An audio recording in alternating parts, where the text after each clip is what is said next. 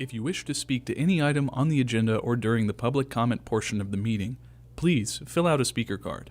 Each person addressing the board shall have 3 minutes to complete his or her comments on each agenda item for which he or she has filled out a card. The chair has the discretion to determine or alter the time limits on any agenda item. The Board of County Commissioners requests that speakers appearing under the public comment section of the agenda limit their comments or presentations to matters relating to county business that are within the board's control, authority, and jurisdiction.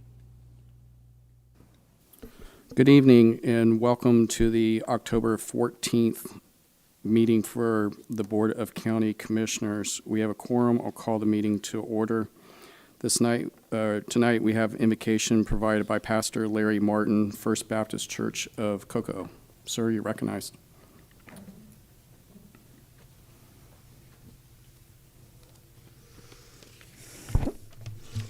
Let's pray. Our Heavenly Father, here at the very outset of this meeting, we begin by asking your blessing upon our time together. We ask that this would be a time of great productivity and accomplishment for our county and our citizens. Remind us, Lord, that true leadership is about serving others. Fill us with your love, compassion, and patience as we listen to one another and work together for the common good of our county. We thankfully acknowledge that every positive thing that's accomplished here this evening, every success, every achievement for our community comes from you. Indeed, may we understand that we can do nothing of lasting and positive value for ourselves and our community without your help. In John 15:5, Jesus tells us, I'm the vine and you're the branches. If you remain in me and I in you, you will bear much fruit. Apart from me, you can do nothing. We recognize and acknowledge our dependence upon you, Lord, and we ask for your help in making this meeting productive. I thank you, Lord God, for the many and varied abilities and talents that you have blessed each and every one of our commissioners with. We ask for your presence in this meeting as we strive to be productive and efficient in our discussions. Help us to stay focused and on task. Give us creative ideas and solutions that will bring about positive results. In the saving name of Jesus we pray. Amen. Well done, sir. Thank you. Commissioner Altman for the pledge. Please face the flag. Pledge allegiance of the United States of America and to the republic for which it stands, one nation, under God, indivisible, with liberty and justice for all.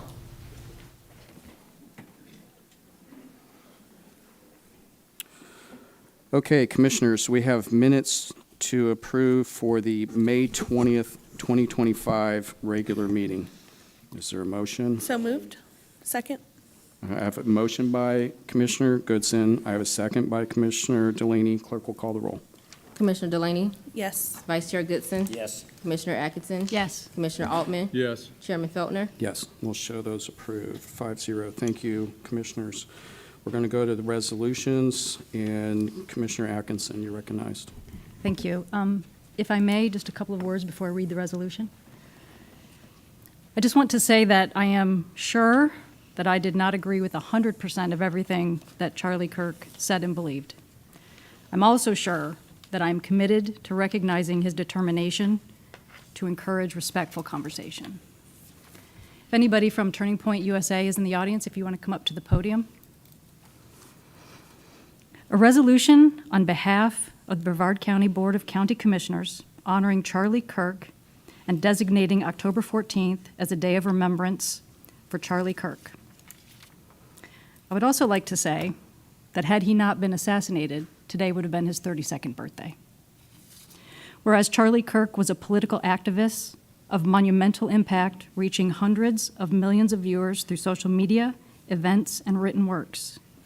And whereas Charlie was a loving father and husband, raising 2 children with his wife, whom he adored, and whereas his accomplishments are extensive but are not complete without recognizing his impeccable character, strong faith, commitment to family and friends, kindness, honesty, and genuine desire to do good in the world. And whereas Charlie launched a movement that will have beneficial impacts in our country for decades to come by engaging and energizing the youth that will lead our country in the future. And whereas Charlie's conservative principles and effective advocacy are admirable and a testament to his pragmatic and logical approach to policy. And whereas beyond his political views, Charlie demonstrated the importance of civic discourse and the need to discuss issues regardless of their sensitive nature. And whereas Charlie's willingness to stand by his principles and proclaim his beliefs in the face of hatred took courage beyond what many demonstrate. And whereas the loss of Charlie Kirk at such a young age and in a time when he could still accomplish so much is a terrible blow to our country. And whereas his cause remains just and his message will live on through the videos, books, and public speeches he gave and the people he inspired. Now therefore be it resolved that the Brevard County Board of County Commissioners recognizes the exceptional work of Charlie Kirk engaged in and the significance of the legacy he has left, which is worthy of being honored through the designation of October 14th as Charlie Kirk Remembrance Day. Done, ordered, and adopted in regular session this 14th day of October, 2025. Is that your motion? It is my motion. Second. All right, have a motion by Commissioner Atkinson, have a second by Commissioner Delaney. Clerk will call the roll. Commissioner Delaney, Yes. Vice Chair Goodson, Yes. Commissioner Atkinson, Yes. Commissioner Altman, Yes. Chairman Feltner. Yes, we'll show that passes 5-0. Ma'am, you're recognized. Thank you guys so much for bringing this motion today. I just want to say not all of our students, I wish more of us had come, but we're really, really happy that you guys have given Charlie the honor of a day to be remembered, especially on his birthday. We find it just very deeply touching. Charlie changed my life. His death changed my life in a lot of ways. I was living a life of sin and, really not doing good, and I really turned myself around because of his dedication to truth and speaking out your beliefs. And I'm just so honored that I get to continue on his mission that was given by God. So thank you guys for... And you said you're a student? Yes, I'm a Where- student where at are you going to school? Eastern Florida State College. All right, very good. Many of us here are alums. Of, Awesome. We used to call it BCC. Yes, but, yes. Yeah, some of us do, but it's a fine school, and I was there for ribbon cutting yesterday. Very good. I think, and we have you're going to present her? Okay, all right. Thank you.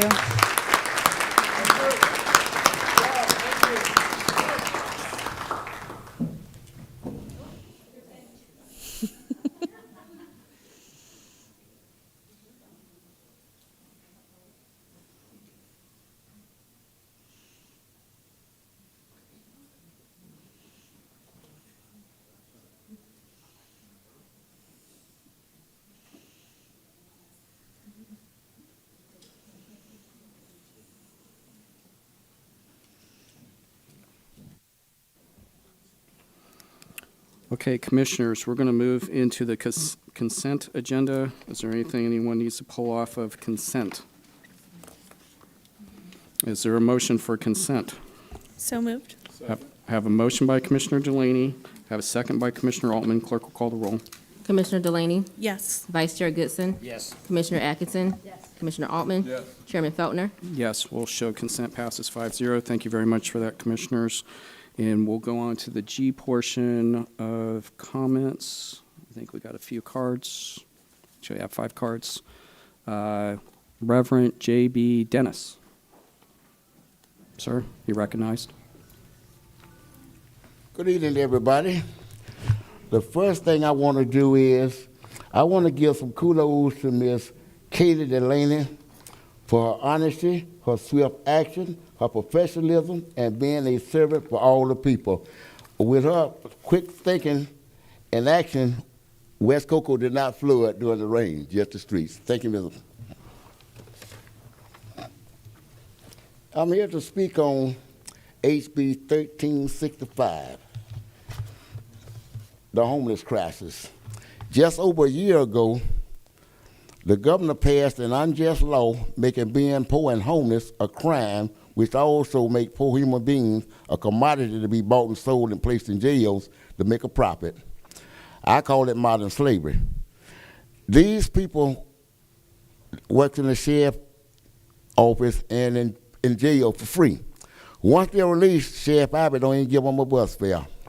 Records can show that I stood right here just over a year ago with suggestions on building a 24-hour homeless shelter and set up tent cities owned and operated by the county. There's a law that instructs the county to do so. It's called HB 1365. We voters and taxpayers are sick and tired of a county government that caters to special interests and big business, having no mercy, no empathy for poor people, and elected officials to serve all the people, like Ms. Kennedy does. We see her all over the place, working. How long will you disobey HB 1365? How long will you only serve special interests and big business? How long will you violate a state law by ignoring it? How long do we, the voters and taxpayers, allow you to stay in office? We, the church, goes into the woods to homeless camps. Our number one question is, why are you here? The number one answer is there's no affordable housing. 65% of those people in these woods and shelters, in the woods, have good jobs, but they don't have no affordable housing. So help the poor and homeless get back on their feet. Just one more thing, you gotta start obeying HB 1365 or state law, or you'll be a one-term politician. And if anybody don't understand it, I'll read it out to you. The bill authorized counties and municipalities to designate public property for public camping or sleeping by a majority vote. Such designated properties must be certified by the Department of Children and Family that the local government and properties meet certain requirements. It may not be used continually for 1 year, except for properties in fiscal constraint counties that make certain findings, must meet specific minimum standards and procedures. The Department of Children and Family. Sir, I'll yield you a minute. Go ahead. Go ahead. You got another minute. Okay. Finish up your thought. Okay, I'm gonna use this other minute. The county leases the Brevard County Sheriff Office 54 acres for a 10-year lease at $1. If you put a fence around his gun range and take 25 acres, you could take 10 acres and have a tent city under the county's name, and those people that y'all got in there for a P-farm, put them in jail where they belong, and the other 15 acres be a homeless shelter, a county-owned and operated homeless shelter. Thank you very much for your time. Yes, sir. Teresa Clifton.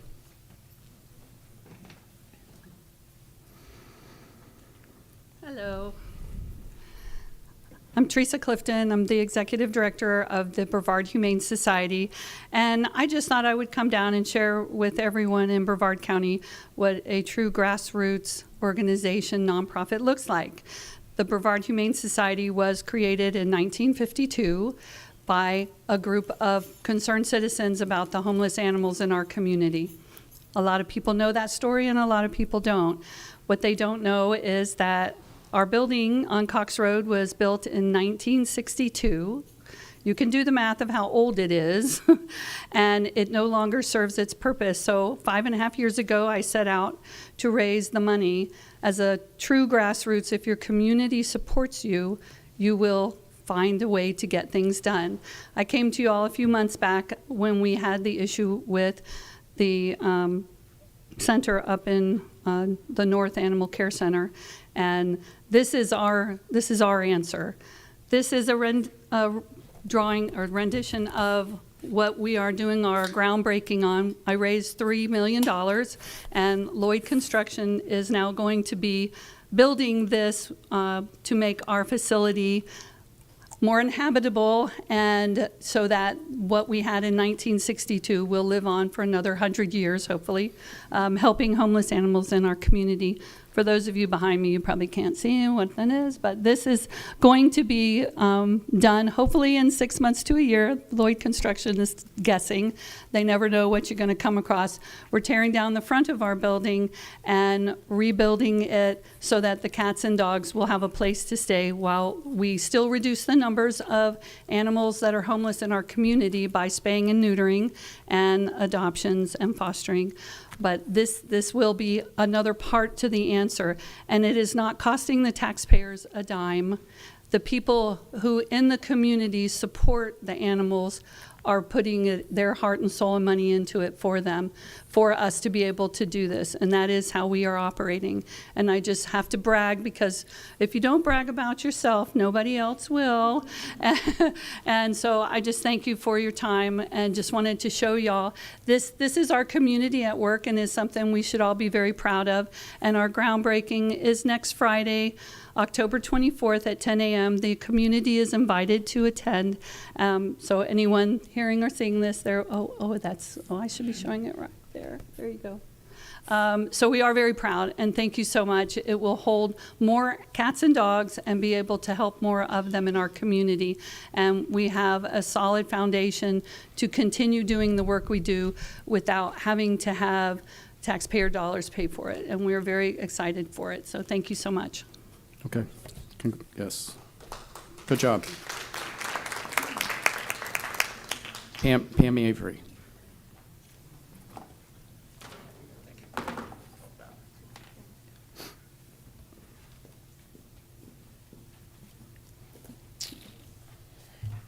Hello, I'm Pam Avery. Good evening, commissioners. I have one thing to say. I'm here to ask the county commission to give clear direction today to the county manager and county attorney's office to investigate and document the District 1 commissioner's actions and possible charter violations since taking office, so she may be admonished by this commission for her conduct.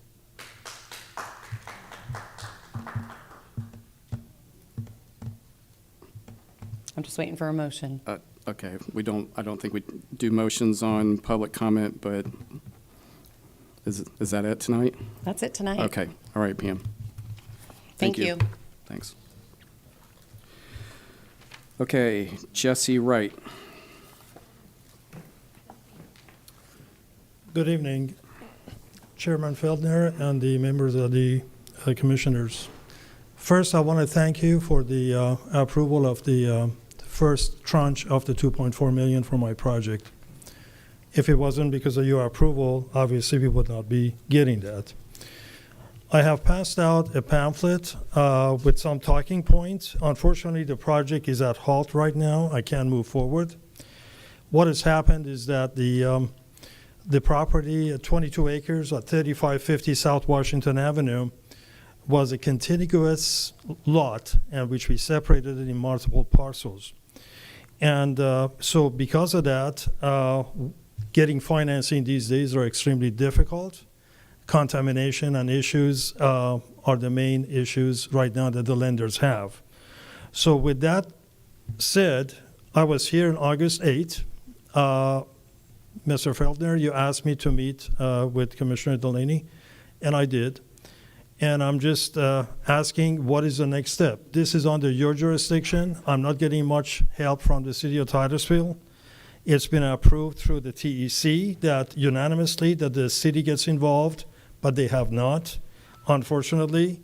I have no choice if you turn into the page 3 to move forward on creating a petition for all the neighbors and the residents to disclose that there's contamination on the ground and get them involved. And once that is done, then I have to turn out to the environmental attorney to decide as to which entity they want to go ahead and sue. I've sent multiple emails to Amanda. I don't see her here. And I'm really hoping that something is going to happen with your approval. And otherwise, this project is going to be sitting there for a long time to come. It's a $240 million project, and it definitely helps the city and the county. We'll be bringing close to about 1,000 jobs. 26.8 million is going to be added to the North Brevard County GDP. These are the facts. I didn't make it up. It's already been done in terms of feasibility study, and that's really why I'm here. 2 months has passed, and I'm kind of used to having this thing going on for nearly 40 years. Jim has been great, receiving and responding to some of my emails.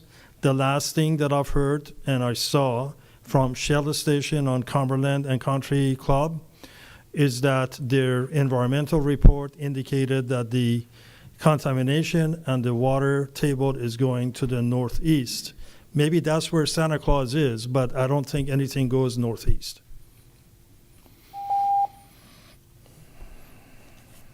Okay, sir. Thank you. Thank you.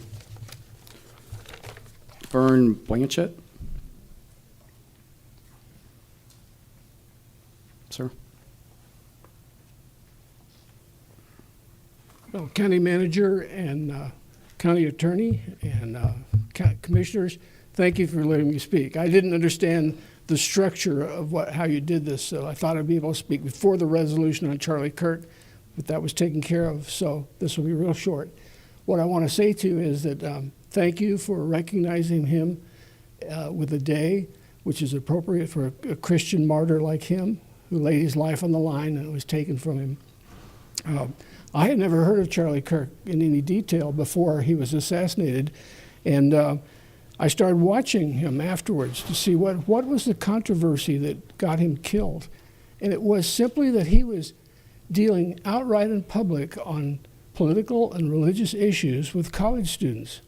And it opened my eyes. I've watched a number of his, it's all on YouTube. Just go Charlie Kirk debate students or something like that. It's fascinating to see the immense depth and width of his knowledge on all kinds of subjects that he had on like instant recall that he could pull up to answer a challenge.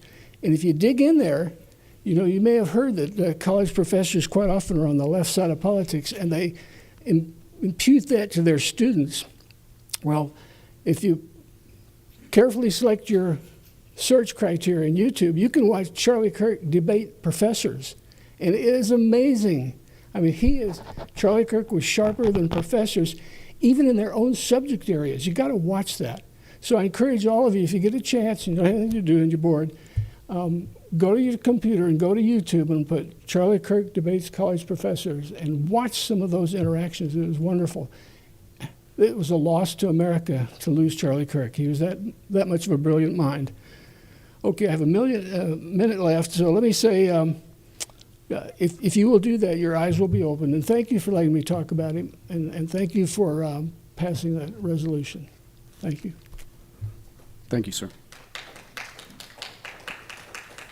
Okay, Commissioners, that takes care of the G portion of the public comments. We're going to move on to H1. I see Commander Bernath making his way to the box. Mark, you're recognized. I'm sorry, Commissioner Feltner, I'm sorry to interrupt. That's I right. just want to let everybody know, our public comment policy, only the first 5 speakers who signed up speak at the G portion. The rest of you will be able to speak at the, I believe it's the K portion, after the business. Is that what you were wondering about, sir? Okay. Okay. Yeah, Commissioner Delaney's right. Well, I suppose we don't say it every single meeting, but we had decided, the prior board, that we would take 5 public comment cards in the middle of the agenda, and then the rest we would take at the end of the agenda. So those were the first 5. So that's just how we do it. Okay, Commander, on H1. Good evening, Board. This is a petition to vacate a portion of a plat known as Harbor Colony. It's located east of Newfound Harbor Drive. It's in District 2. It's so that a property can be developed as 2 single-family homes. As part of this vacate request, or subsequent to the vacate request, we're looking to have 2 easements be approved. One is to cover utilities and drainage in the Via Roma and Laguno rights-of-way, and the other is a drainage north-south flowage that goes through several lots as part of Pelican Creek. Okay, Commissioners, I do have 2 cards on this. First, are there questions for Mark on this one? No. I have what I guess is the applicant for questions only. Okay, and then also David Bergio. Sir, did you want to speak tonight on this?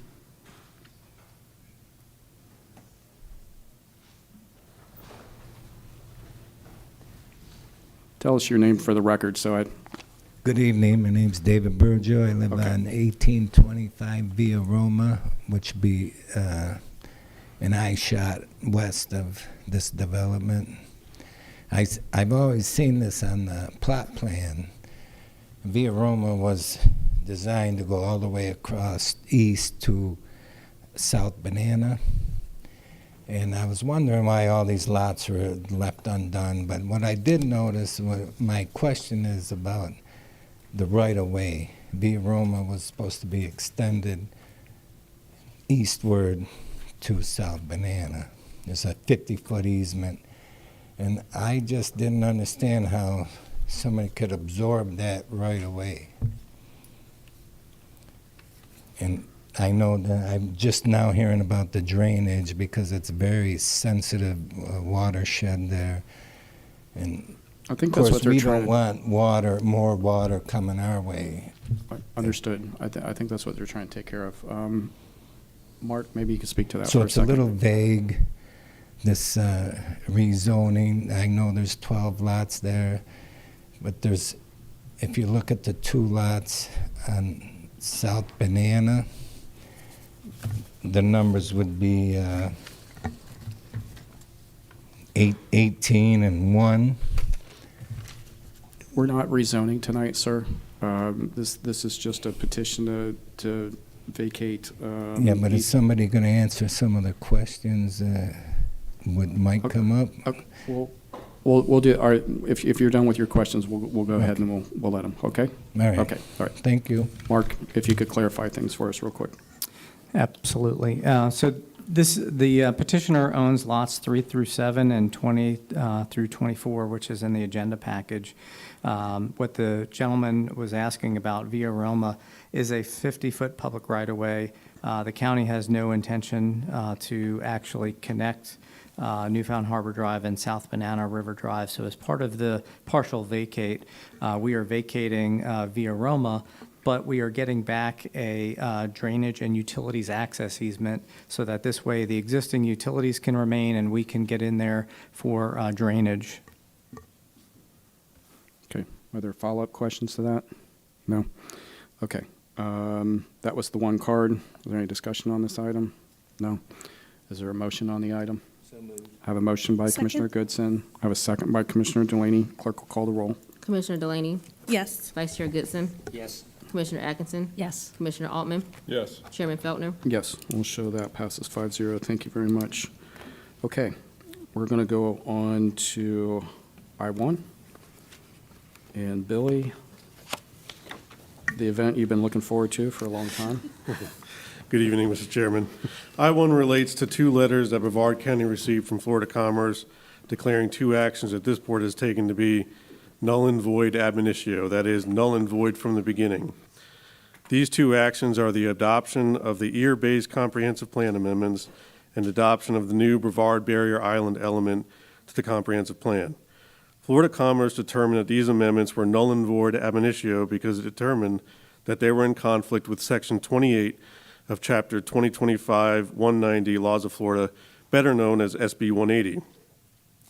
This section of law restricts any jurisdiction within the disaster declaration areas of Hurricanes Debbie, Helene, or Milton from proposing or adopting more restrictive or burdensome comprehensive plan amendments, land development regulations, or procedures concerning review, approval, or issuance of a site plan, development permit, or development order prior to October 1st, 2027. There is what I hope a fairly comprehensive report on the situation attached to the agenda item, and there are a couple of action items to discuss. But before I get into that, with your permission, I would like to go through a short presentation that I hope will illustrate the timeline up to this point.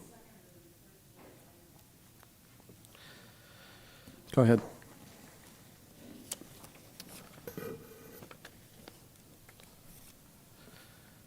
So on November 23rd, 2023, the first step in our ear-based amendments took place, and that was a letter that we sent to Commerce, and that simply says that we've identified that we do need to make changes to our comprehensive plan due to changes in state law. Within a year of that, we had to transmit our amendments, the ear-based amendments, and it turns out the BBIA amendments, what else I'll get into more later. So on November 7th, 2024, we did just that. Then in January of 2025, Florida Commerce issued their objections, recommendations, and comments report on both of those amendments. This is now very, very typical. It's what you'd expect to see in this process. And as part of that ORC report, for example, one of the things that Commerce suggested was that we evaluate changing shoulds to shalls in the Brevard Barrier Island element. In other words, tighten it up a little bit, and you could argue make it a little bit more restrictive. Meanwhile, on May 1st, on or around May 1st, 2025, Section 28 was added to SB 180 in the Florida legislature. SB 180, as I said, prohibits local governments such as Brevard County from adopting more burdensome or restrictive amendments. On June 26th of 2025, SB 180 was signed into law by Governor DeSantis, and on July 1st, 2025, SB 180 took effect. However, that effect of Section 28 was retroactive to August 1st, 2024. And so if you go back to the county timeline above it, you'll see that fits in before the transmittal. So even though this wasn't even thought of at the time the board transmitted the EAR and BBIA amendments, it goes back to that date. But meanwhile, on July 17th, 2025, the board adopts the package. Turned out that didn't mean much because, like I said, it goes back retroactive to August 1st. And it fits in right there. And effectively, under Commerce's interpretation, that poisoned everything that happened from there on. And so it's everything from that transmittal forward is null and void, as if it never happened. So if I go back to what I first said on November of 2023, we had 1 year to make our transmittal. Under Commerce's view, it's as if that never happened. And that's why, as of today, they consider us out of compliance with that process. I should note now that we are not alone in receiving these null and void letters. So far, at least 7 jurisdictions have received such letters based on comprehensive plan amendments, and dozens of jurisdictions are having to roll back regulations and policies based on SB 180. Putting aside the retroactive nature of SB 180, even if we were just starting the EAR process now, we are facing a fundamental problem in coming into compliance. One of the key statutory changes that has occurred within the past 7 years that require us to update our comp plan is the Brevard Barrier Island Protection Act, which institutes an area of critical state concern in the South Beaches area. Under Florida statute, these unique designations are implemented in places where, quote, an area containing or having a significant impact on environmental or natural resources of regional or statewide importance, the controlled private or public development of which would cause substantial deterioration of such resources. The Brevard Barrier Island Protection Act itself, in particular, mandates that the county do such things as institute regulations to facilitate prohibiting new shoreline hardening structures and reducing nitrogen contribution into the Indian River Lagoon, among other things. In other words, we would appear to be required to adopt more restricted comprehensive plan policies and land development regulations in the area of critical state concern. Yet Florida Commerce has insisted on applying SB 180's prohibition against more restrictive regulations to our amendments. Clearly, this is a quandary, and staff is seeking direction from the board now on how to proceed. As a preliminary matter, first, staff is requesting that the board authorize the county manager to execute any contracts and budget documents necessary to continue to utilize Bonnie C. Landry and Associates for planning services. This group assists with technical aspects of development of these amendments and provides guidance to staff of procedural matters, and staff has been generally happy with their services to date. Second, we are asking the board to consider the options outlined in the agenda report regarding preparing new amendments to the Brevard County Comprehensive Plan. I will note at this point that the Planning and Zoning Board, on their own volition yesterday, made a recommendation that this board either join a lawsuit with other local governments challenging SB 180 or write a letter to the legislature requesting that the law be amended. Staff has identified 3 options for moving forward with these amendments. The first is to prepare modifications to the EAR-based amendments, but delay transmittal of both the EAR-based amendments and the BBIA amendment until legislative amendments to Section 28 of SB 180 or until the expiration of section 28, which is October 1st, 2027. In other words, we wait and see what the legislature is going to do and act accordingly, and we prepare as much as we can in the meantime. Option 2 is modification of the previously transmitted EAR-based and BBIA element amendments in a manner to minimize proposed amendments to existing policies in order to meet the requirements of Section 28 of SB 180. In other words, we do what we got to do to get it through Florida Commerce Review under SB 180. And then, of course, option 3 is any other direction as directed by the board. Okay, commissioners, we can do questions, okay? And then we've got 2 cards, and then we'll do discussion. Questions? Commissioner Atkinson. Billy, can you tell me, by waiting, by delaying the transmittal, what would be the most negative consequence of us waiting? The consequence today is the only consequence that we're sure that we are facing, and probably the only consequence we will face for the time being, is that we can't process publicly initiated comp plan amendments. That is distinguished from privately initiated amendments that you see typically in zoning agendas. Those we are, in fact, required to still process regardless of being out of compliance. So this would be, for example, if a public agency, Brevard County Board of County Commissioners, for example, needs a land use change. It could also be, if any of the board desires to initiate some text change amendments, it would prohibit us moving forward with things like that in the meantime. Follow-up? Yes, for a follow-up. So with regard to the BBIA, that area, what would be the most negative consequence of delaying? Well, any of the new policies that were proposed would not be implemented, and it would delay the most impactful thing on that process was going to be moving to the next stage, which is implementation of the land development regulations. And that we just can't do until SB 180 is figured out anyway. So, but I think it's important to note that existing regulations that are already in place will remain in place and will continue to be enforced. For example, policy 7.1 of the coastal management element, which prohibits increases in residential density in the area, will remain in force. Thank you. Are there questions for staff? Commissioner Altman, sir. In relation to the lawsuits that have been filed, what are some of the issues that are being challenged? And I would assume ex post facto would be one of them. Am I correct? I've seen numerous basis of challenges so far, and maybe speak more. I've seen things about the natural resources clause. I've seen the one issue come up. There's procedural matters. There's numerous bases that I've seen so far. The retroactive application is one of the bases for challenges, yeah. Yes.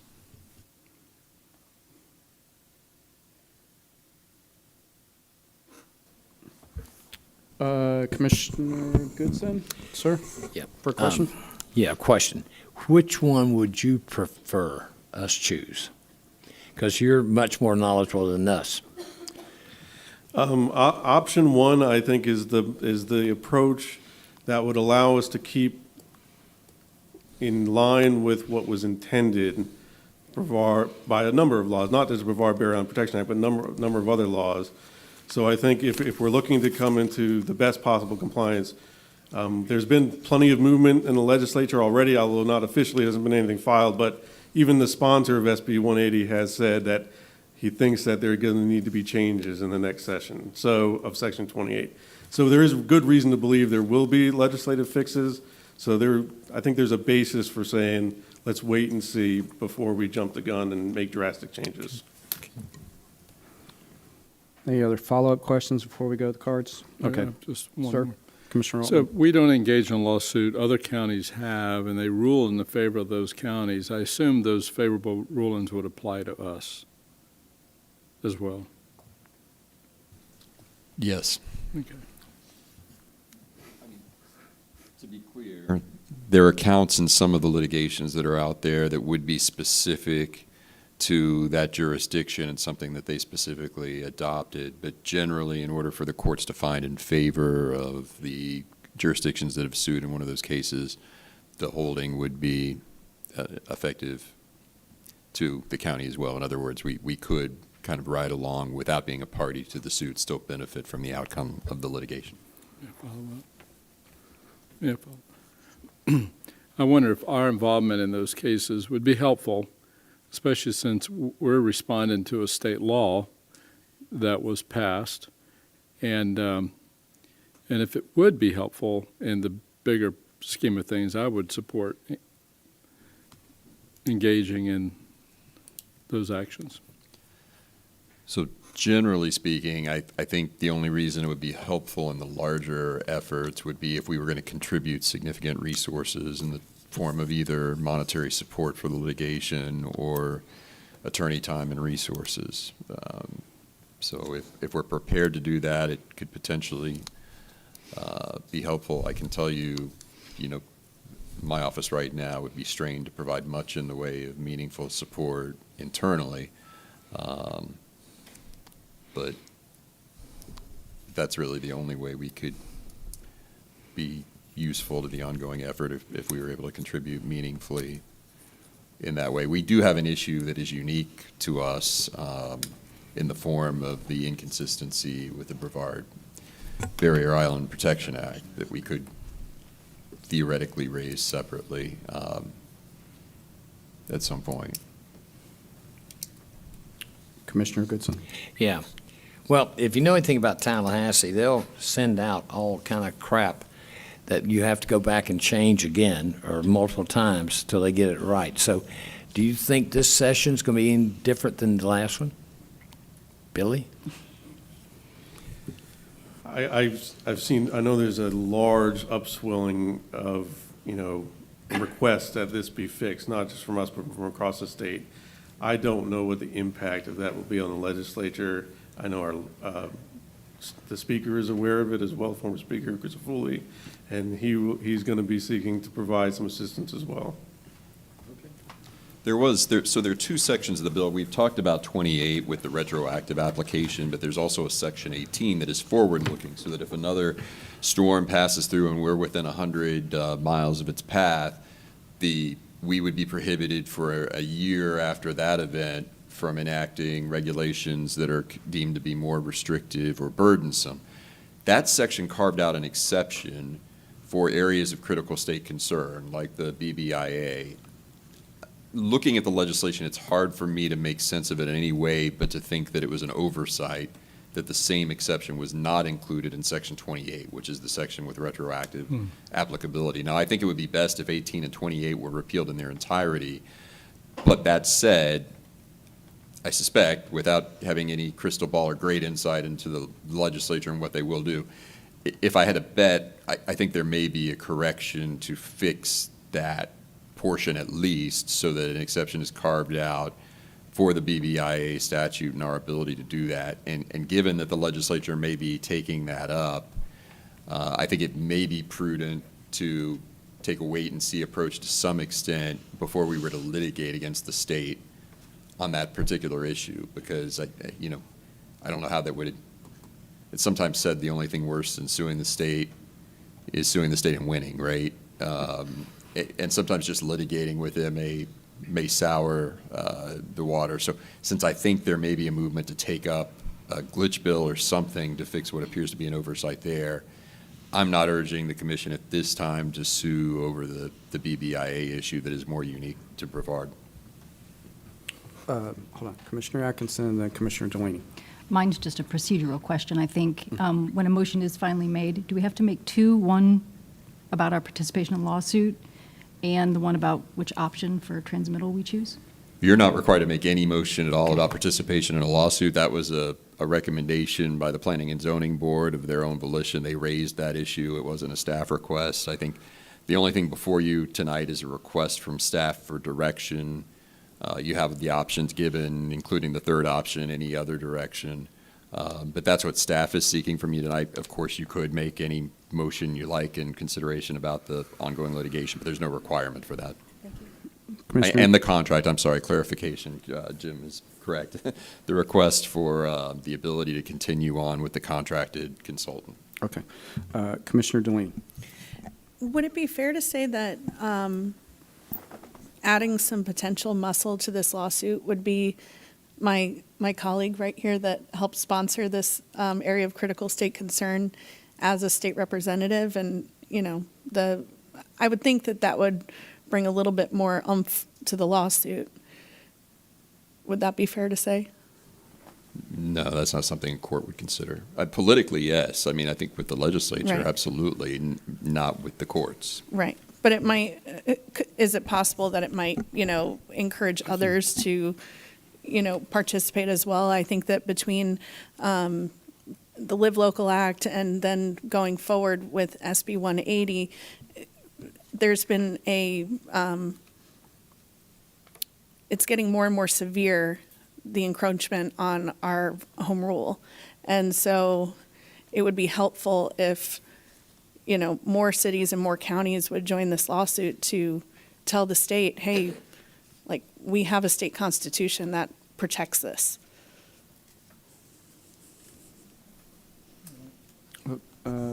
Commissioner Altman, sir, for a question? I think that's a very good point, and I've thought at length about it. I've been up there, though, when the state has been sued by local government. Morris is 100% correct.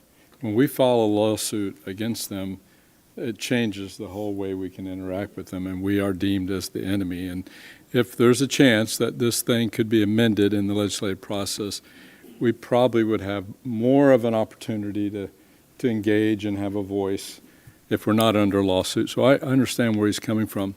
And I would hope that if we don't engage in a lawsuit, maybe we should include this in our legislative packet so our lobbyists can really advocate for fixing the problem. I think there are two things there that you brought up. So let me ask a question. First of all, what's the chance that this lawsuit's going to be decided prior to session ending the first week of March?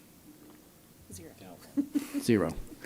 I wouldn't say zero, because I think in at least one of the 10%. cases, there's a request for preliminary injunctive relief against the enforcement of the bill. So that's something that could potentially be put in place by a court on the front end. But I think the likelihood is pretty low that this is decided prior to legislative session. So I think there's, then fair to say there's probably just an order of operations here. Let the legislature take this up, and if it doesn't work, then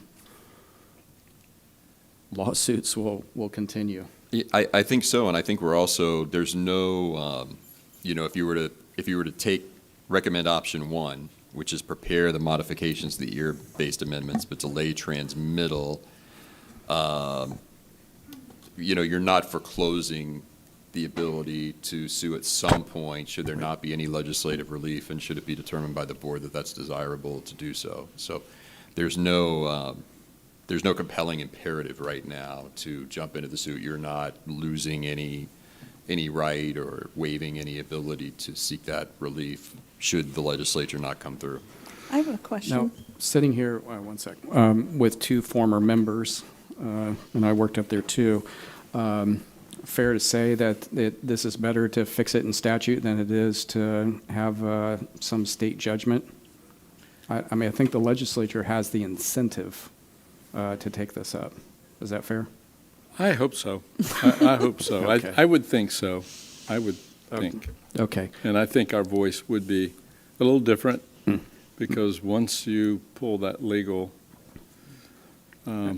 action, it changes the whole complexion. And not for nothing, I think before we go that far, we certainly should consult with our folks who are working for us in Tallahassee to see what they think of that. Commissioner Delaney, we're still on questions.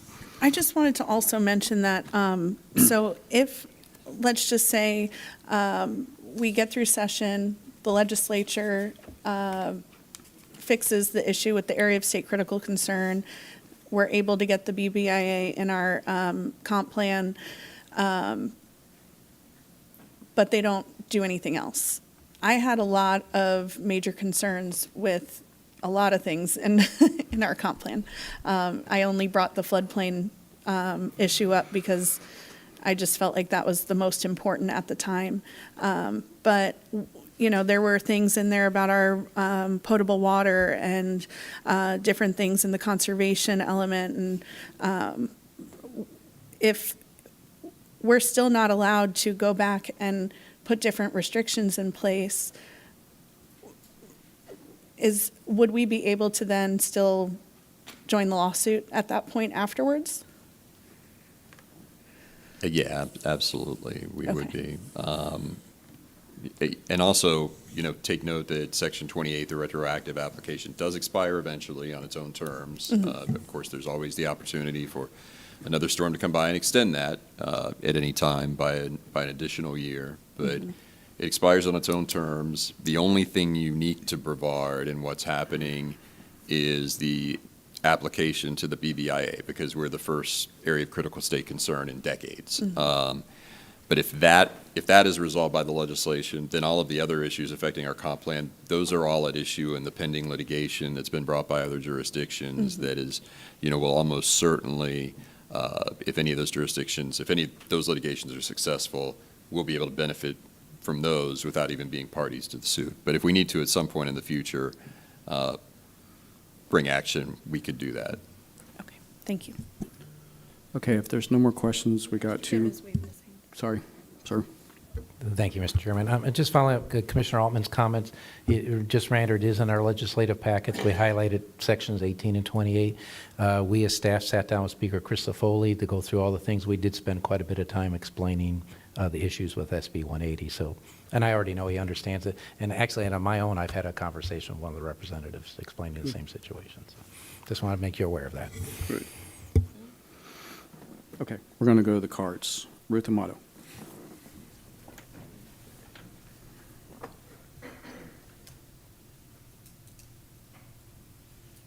Good evening. I just wanted to take a moment and read the actual motion that was made by Planning and Zoning last night so you could hear it in its entirety and context. I move that our chair draft and send a letter to the Brevard County Board of County Commissioners recommending that they either join the lawsuit challenging SB 180 or draft and send their own letter requesting SB 180 be repealed or amended. This recommendation is based on the state's rejection of our recent comprehensive plan, which, despite reducing previous restrictions, was still deemed too burdensome to development. This action demonstrates how SB 180 effectively strips away our home rule authority and significantly impairs the ability of this board to carry out its responsibilities as intended by the residents of Brevard County. Thank you. Thank you. Mark Shantis. Can I ask one question before I start? Billy, has anyone called the sponsor of SB 180? Has anyone spoke to DeSiglio? Here? Oh, okay. Go ahead with your statements. All right, so that's a big question. This is an absolute mistake by the legislature. It got done the last few hours during the session. It got thrown in. If anyone knew about it, they would have said, hey, by the way, stick it into Section 28. You stuck it in Section 18, okay? So the area of critical state concern, BBIA, is on autopilot, stands alone. If you engage into a suit having anything to do with that, with the bigger picture, you're throwing the baby out with the bathwater, regardless of what happens. And I want to differ with you, Morris. It's not close to zero. It is zero. A judge is not going to rule on it before they hear what the state does. If they do, they could get overturned. They're not going to take the risk and get overturned. We've been through this. BIPA, Barry Island Preservation Protection Association, has been doing this for 35 years. We have been involved with unconstitutional issues in suits. We have defended, we have litigated, we have been through all these, and we find that a judge will almost definitely not declare it unconstitutional until they see what happens. Okay, that's number one. Number two, I must say that we should file something immediately with the state, even if it is taking out all 40 or 41 or 45 of the items they said were too restrictive. We have then complied with the state. There are all kinds of references in all kinds of legislation that say, oh, you got 60 days for this and 90 for that, 120 for that, and we could be violating them by not refiling once the state goes ahead and says, oh, you got these problems. So at the very worst, we should refile exactly what we filed, taking out every single thing that the state says is more burdensome. And then after the dust settles, we'll refile all the changes that we wanted to change in another amendment. I don't see what the problem is with that. I don't know, is that a problem, Billy? You can think about it. This is a mistake that was done. Clearly, we should let the legislation take care of the mistake. They're on board for it. I've spoken to people who say, yes, we are going to take care of this. We were at the delegates meeting when Debbie Mayfield said she was going to take care of it, and Tom Wright shook his head yes. So this is going to get taken care of in terms of the BBIA. We got to be careful that we are not complying by not refiling as soon as possible once the state goes ahead and comments to us. We are required to comment within a certain amount of time. Let's comment, let's redo it, let's resend it in. Thank you very much. Thank you for your help, Commissioner. I have a question. Okay, Commissioner Delaney for a follow-up. If you wouldn't mind staying just in case. Billy, I just want to ask Mr. Shantis's question. Has anyone spoken to the representative that he had mentioned? I have not called Senator DeSiglia. Okay.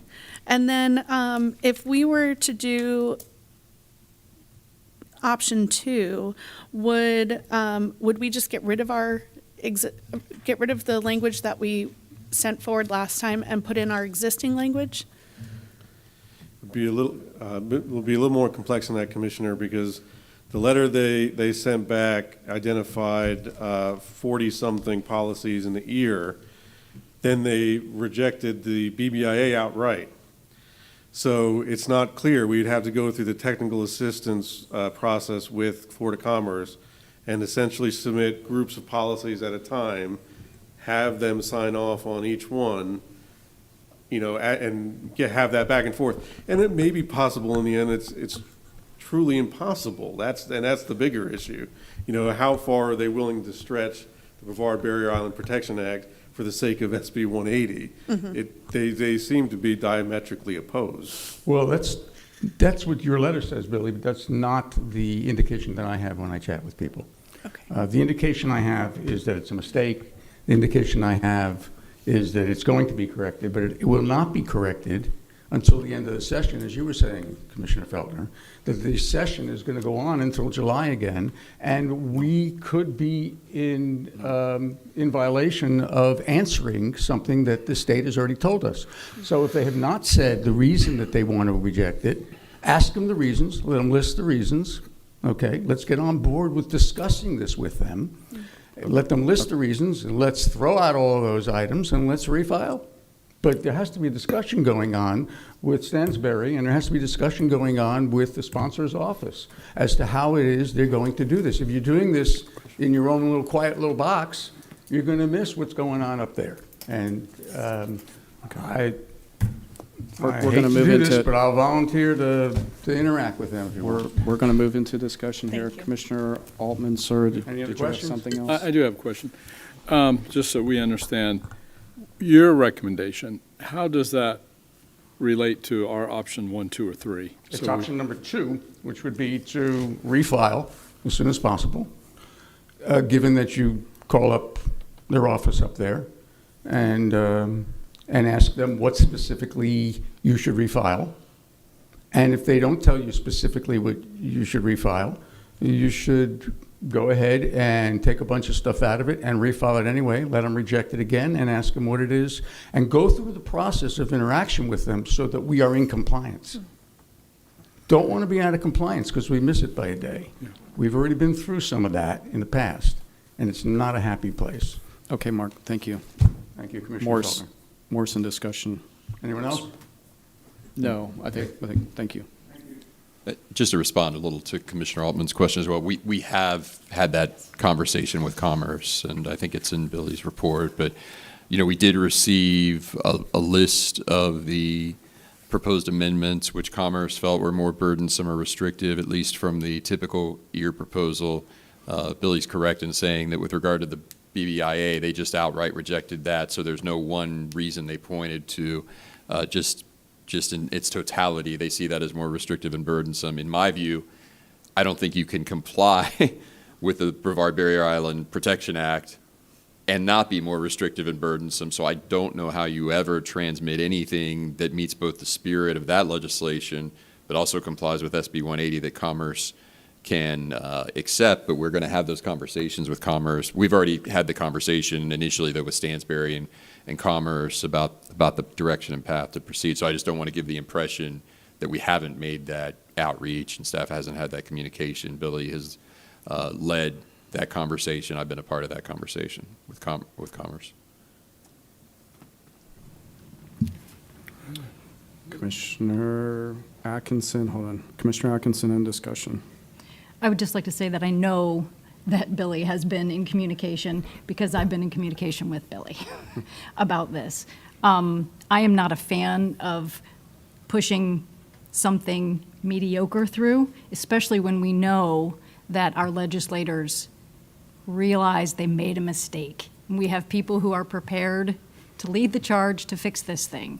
So I feel like we should give them the opportunity to fix it and let us send the thing in its entirety as we intend it to be, so it can protect the BBIA and the rest as it should. I don't want to send something that's just watered down. That's how I feel about it. Okay, Commissioner Altman, sir. Okay, Commissioner Delaney. If we did wait, would that give us an opportunity to possibly look at some of the other elements and possibly make other changes as well? I know that's not what you want to hear. No. So, assuming Florida Commerce's, whatever fix happens doesn't change the status we're in today, that chart I showed where everything disappeared, then we're back at transmittal stage. So the answer is yes. There's much more. When the board last heard this, we couldn't make substantial changes because it was post-transmittal and before adoption. That situation would change. Now we're pre-transmittal. With that being said, I would be in favor of waiting, and I would bring this up at another time once we know a little bit more of what's going on. But I would love the opportunity to talk as a board to, I don't know, in a workshop or a special meeting or something, to where we could go through the elements and, kind of dive into this thing a little bit more and put our stamp on it with more refreshed public input and that kind of thing, just because there were some, like I said, there were a lot of things that made me really uncomfortable, but the floodplain was the biggest one for me. But the potable water issue, I know in my district, that's a huge issue. And there's a whole lot of other things too, but I would really love the opportunity to reopen up this conversation to send forward the best thing we can. Morris, did I see that you wanted to say something? No? Okay. Okay. Okay, an interesting point there. If we were to send it up, just playing devil's advocate, and then the legislature makes some substantial change, wouldn't we have to come back and amend this again? Or possibly it could be rejected again? I'm not sure I understand. So if we follow option 2 and then they fix it, mm-hmm. Then the next time we do an EAR, they'll probably identify that we have to be more restrictive in the BBIA as well as other changes in state law. Okay. It's, okay. So we could, in the interim, the board could process an amendment. If we did option 2 and they did the legislative fix, the board wouldn't have to wait until the next year-based amendment cycle. You could transmit another amendment to implement the BBIA, right? Yeah, once we're in compliance. Once we're in compliance. Right now, you can't, and that's sort of the risk of option 1. If something comes along between now and whenever we're able to transmit fixes that would require you to process a government, public-initiated comprehensive plan amendment, we can't do that right now because we're not under a deadline where we're in danger of being out of compliance. We are out of compliance because of the strange retroactive effect of this. They're saying that we didn't transmit within a year as required, even though we did transmit. They're just saying by operation of this law, it never happened. I have a question regarding that. Okay, Commissioner. Realistically, what would that look like as far as an example of that? I can't imagine a life and death situation. I'm thinking more of like, we can't proceed with a building of some kind, or is that what we're looking at? Most likely, yes, yes. I mean, there's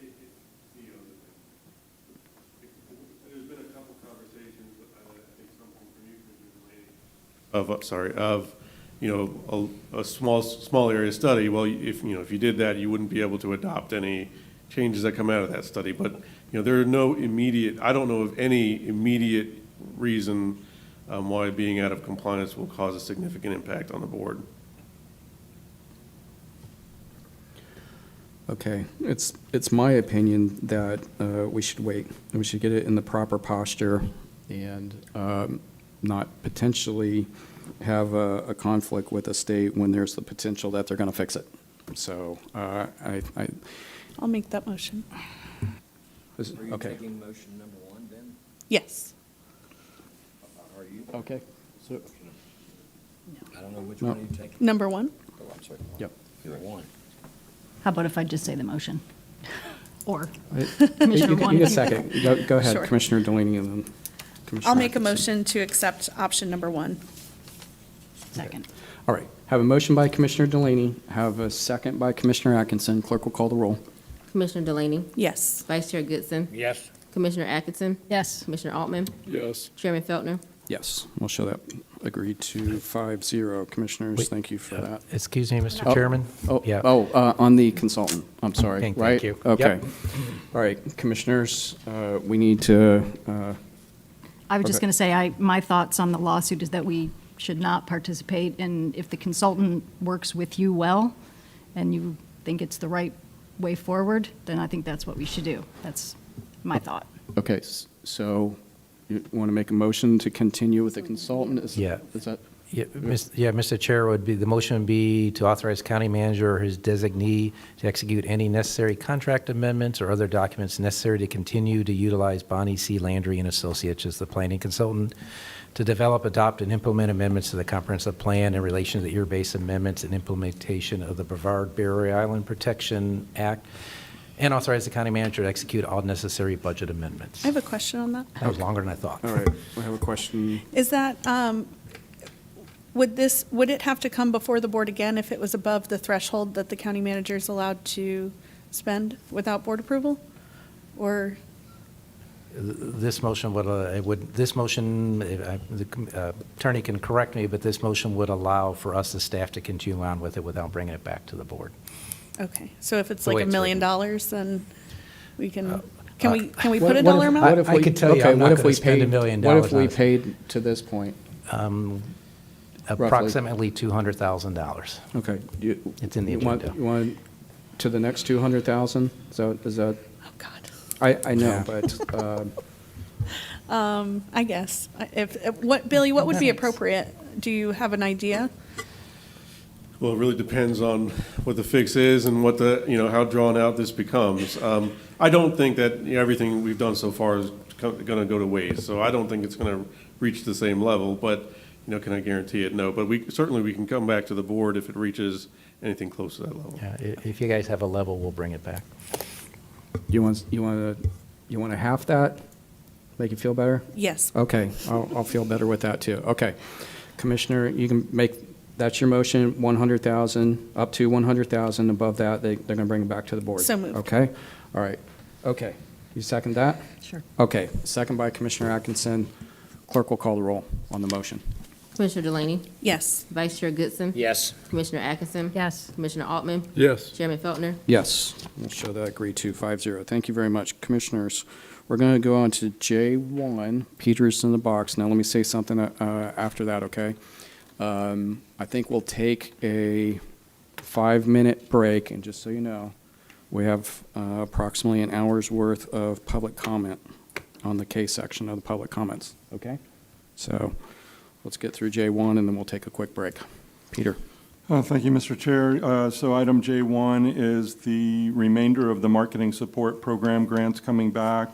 In the criteria, it defined $20,000 per commission district to award to events that didn't meet the criteria in the original program.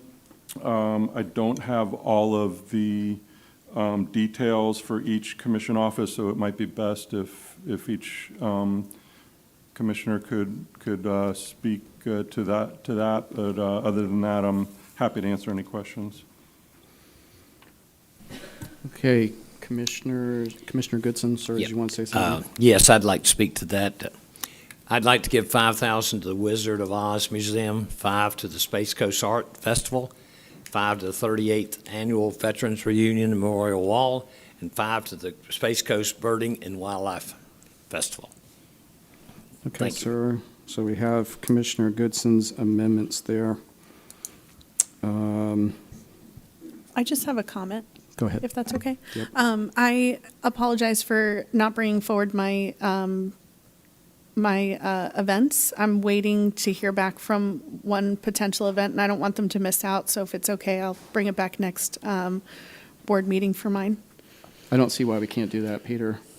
She can bring that back to us on the final Your meeting. pleasure, sir, yeah. Okay. Thank you. Very good. I had $2,500 that would go back to the cultural, but I want that also to go to the Vietnam vets, or the all-veteran reunion at Wickham Park for the moving wall. Okay, Commissioner Altman, sir, you're good with your two items Yeah, there? same as last year. Okay, 10 to yeah, Green Gables and okay. 10 to the Green Gables and to Field Manor. And let me say something since we're on this item, and Peter and I talked about it extensively. So in the last calendar year, we made an appropriation from the cultural grants for the moving wall in Wickham Park. And that was a godsend for them because, you know, the older gentleman who ran that kind of cycling out, and the newer, are called the young guys, but they're the Desert Storm guys, are the young guys. And they were faced with coming up with $9,500 for the park. And so that really did. That went a long way. What we're doing allocates $5,000. If the board could get there for the other $5,000 tonight, I think that would be very helpful. I'll If we put could do- 5,000 towards that. Okay, that's wonderful. Okay, I appreciate that. I think that's going to give them 10 because I was at 25. Oh, you said 5. Okay, okay, okay, okay. So I'll do. Are we clear on that? So I would- 5 from District 2 and 5 from District 1? Correct. Okay, And yes, 25, sir. and the last 2,500 from District 4. Okay, so that'd be 12,500? Yeah. Okay. I think that goes a long way. Okay, that's great. That's wonderful. Okay, Commissioner Atkinson. I'm going to be the stick in the mud, and I am just going to simply say that my funds are being returned because my understanding is that this is money that's encouraged, it's supposed to encourage tourists. And we are currently giving money to entities that didn't make the cut. So my belief is either we need to change what our requirements are, or in my case, I choose not to give money in this way. Not that I don't think that all of these are great entities. I think that they are. I love that they're in the community, but I think that what we need to do is change our requirements. Okay, we may revisit that in the future, and then on the time being, though, we're going to move forward with this. Are we clear on everything? Yes, sir. Okay, so we need a motion for this. So moved. I have a Second. motion by Commissioner Goodson. I have a second by Commissioner Delaney. Clerk will call the roll on J1. Commissioner Delaney, Yes. Vice Chair Goodson, Yes. Commissioner Atkinson, Yes. Commissioner Altman, Yes. Chairman Faulkner. Yes. Thank you. Thank you. That makes things easier for Peter, too. So, commissioners, let's do this. It's 6:15. Let's try to be back at 6:20. And again, we've got about an hour of public comment cards. Okay? Thank you.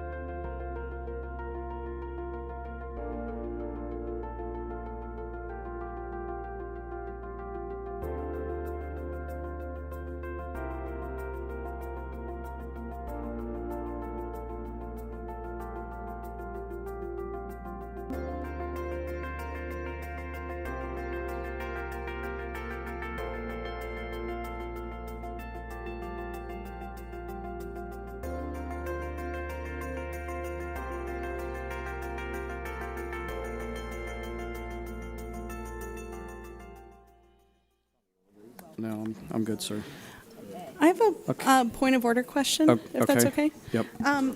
Morris, would you be able to just, for everybody out there, I guess that there were some concerns about us taking a vote on the resolution without doing public comment, and can you just let everybody know about that procedurally? Sorry to catch you like that. Sorry, Commissioner Goodson just gave me some candy, so Trying to make him sweeter. I've got a crackle bar. No, that won't work. So in our presentations, reports, and resolutions, there's no public comment for those items on that portion of the agenda, and those aren't considered true action items of the nature where you're statutorily required to hear public comment prior to the board taking action. They're sort of ministerial in nature. You know, they're not official acts. So we haven't traditionally, and the board's rules don't allow for public comment on those actions, but people can talk about them in public comment in later portions of the meeting. Thank you. I just wanted that to be put out there for the public. Okay, we'll go to the cards. Annette Armstrong Rutkowski. Okay. Annette. Good evening. Mine has nothing to do with Charlie Kirk, so I'm glad to go first or last. I do have some handouts, if I'm allowed to hand out. Sure. Of a couple of things, just for record.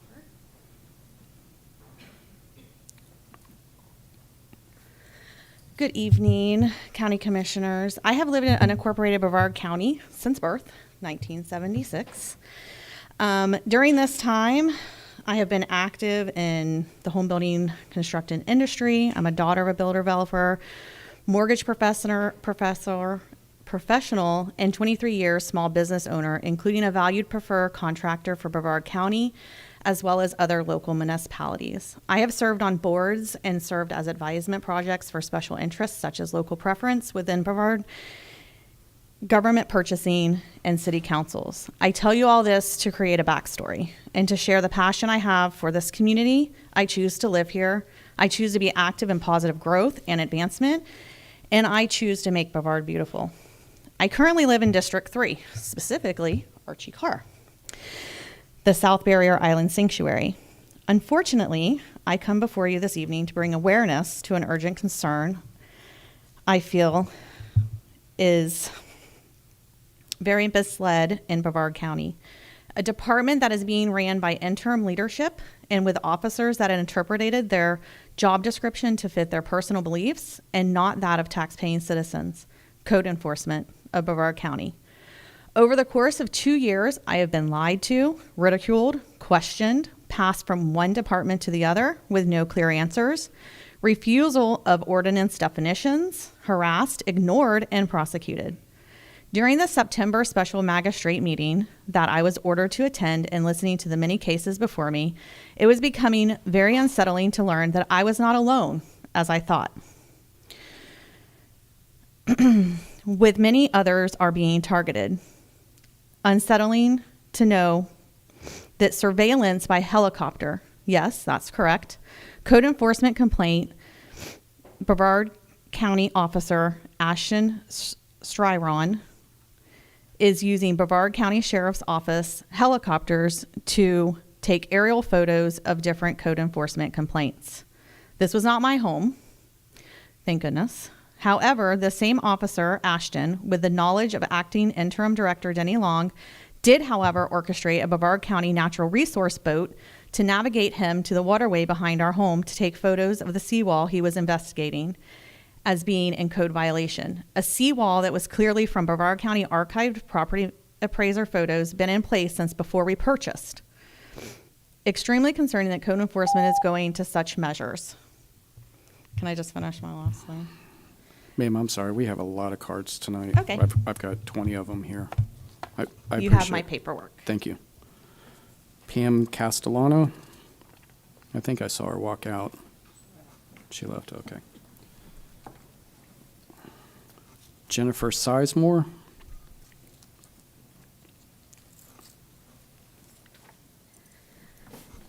Good evening and thank you. My name is Jen Sizemore. I'm the chair of the Brevard Democratic Executive Committee. I'm here tonight to condemn the passing of the resolution naming today Charlie Kirk Remembrance Day.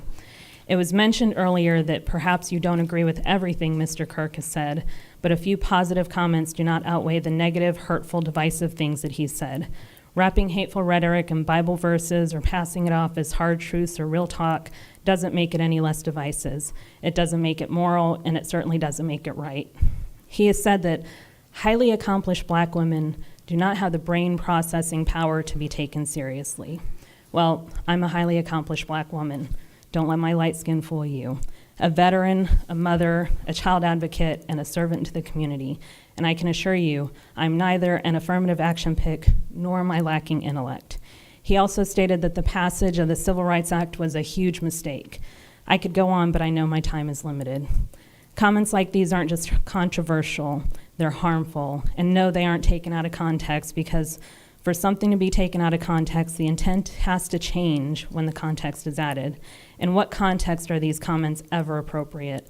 They demean and devalue entire groups of people that you as elected officials are supposed to fairly represent. So I have to ask, are these the kind of comments you agree with or disagree with? Because choosing to honor someone who says such things sends a message to women, to black residents, and to every marginalized group in Brevard that our voices and experiences don't matter.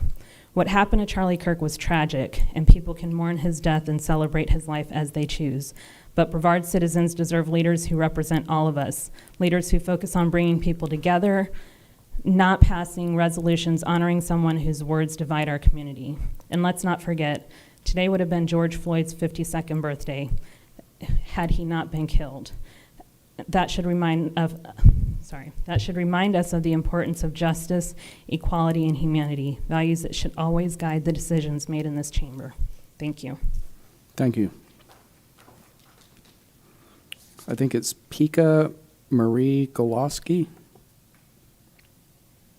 No? Okay. Marcus Eugenius? Nope. No? Marcos?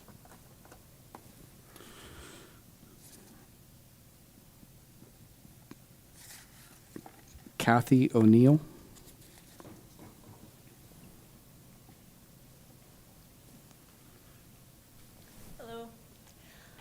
I found out this morning that the commission was taking up this resolution.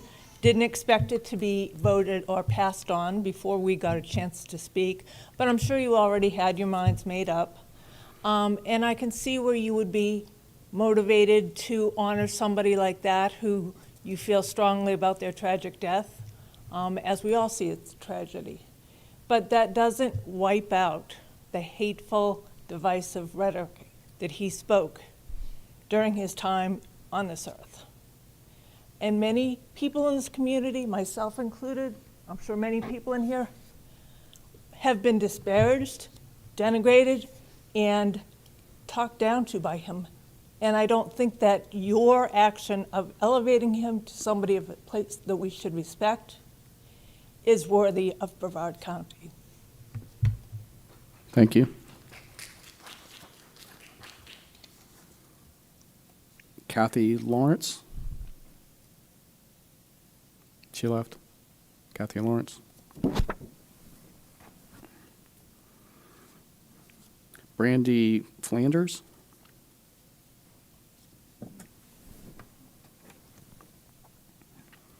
George Frazier? I appreciate that you have nice handwriting, sir. Thank you, sir. It helps. I do have something I want to hand out if Sure. I Yep. could. Sure.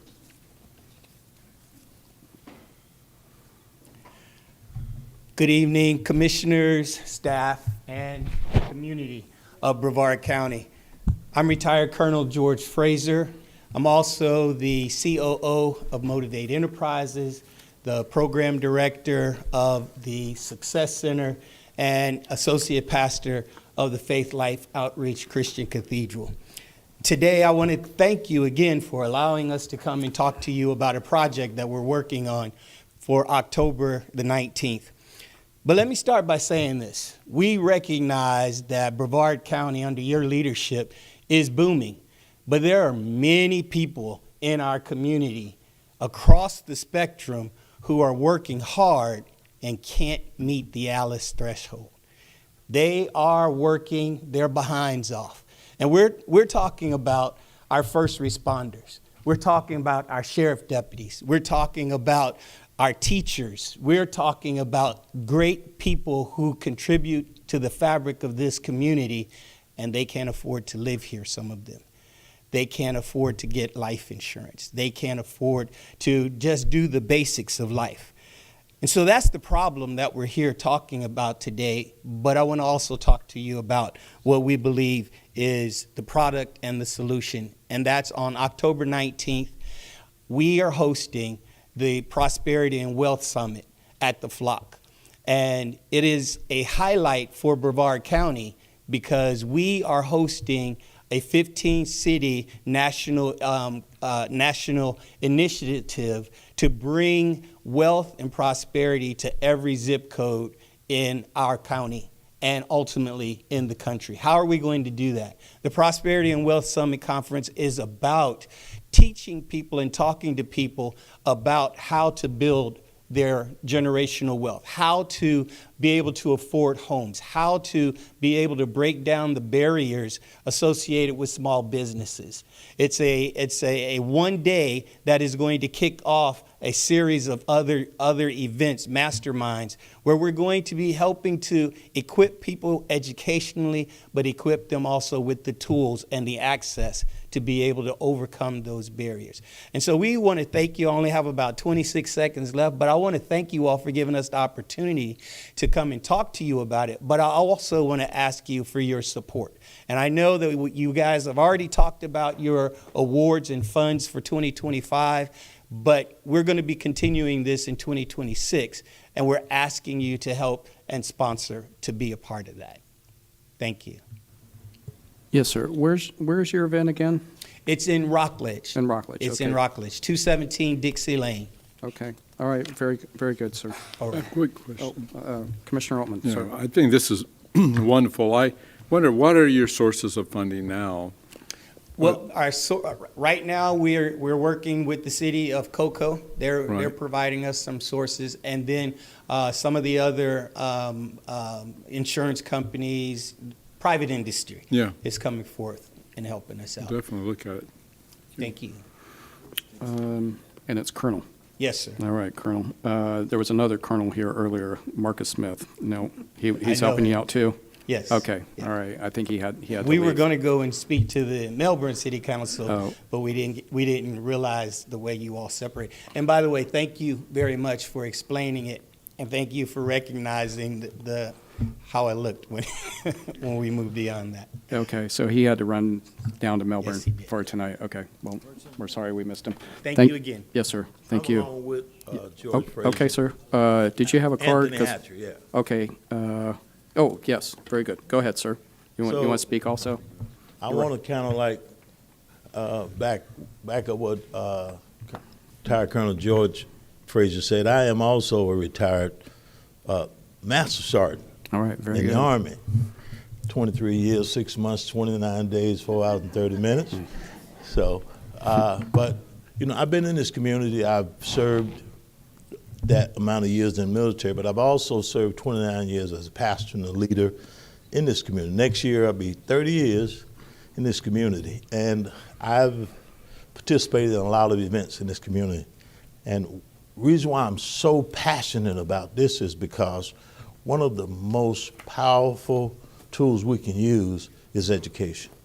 And as you know, one of the most tragic things we're facing today is financial illiteracy. And the programs that start even from the White House to the governor's mansion all the way to your level, people are crying out for help to understand how to advance in life, succeed in life. And we're not looking to, we're trying to get 500 people in this event. But the people that we're reaching can't afford to pay for this event. And that's the reason why we need sponsors to help us carry out this event. Because the people we're trying to change, they're going to impact your community. They're going to become positive contributors. I talked with the sheriff of Cocoa and the chief of Cocoa. I said, you know, when the economy, when people change their life by becoming a positive contributing economy, it causes crime to go down. It causes families to become stronger. It causes communities to become brighter because people feel a sense of accomplishments. They feel a sense of significance. So I'm not coming to preach a sermon to you, but I'm coming to you to ask you to consider supporting this event because it's a positive event for the community. And it affects all races from all different walks of life. We have a multicultural ministry, but we also have what we call, and maybe you don't know about it, but several years ago we started the Success Center, which is a small business incubator that helps businesses get a start, teach them how to start. That's a free training that we offer through that incubator system. Now we're expanding it to financial literacy, and we're trying to help different families rise up to change their status, become a positive influence in the community.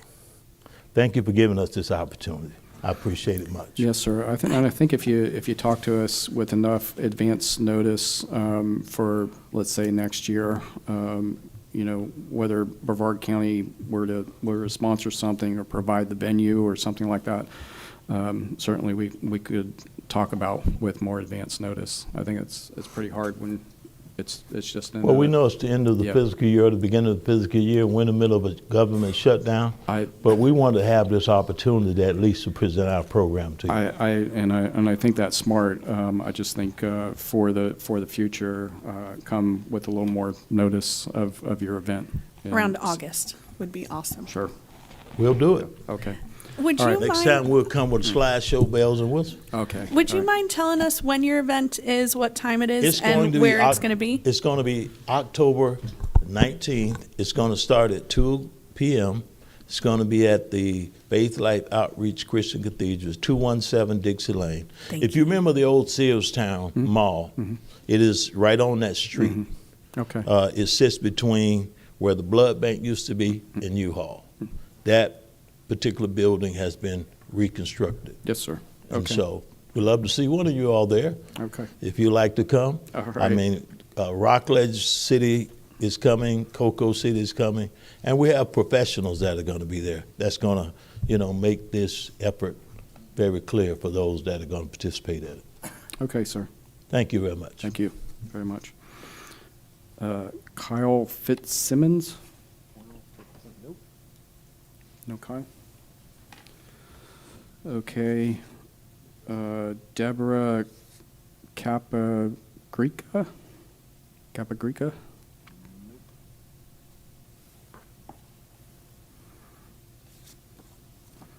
Ben Candelora? Ben?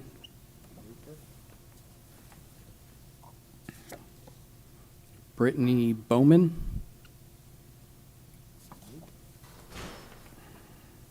Justin Harvey?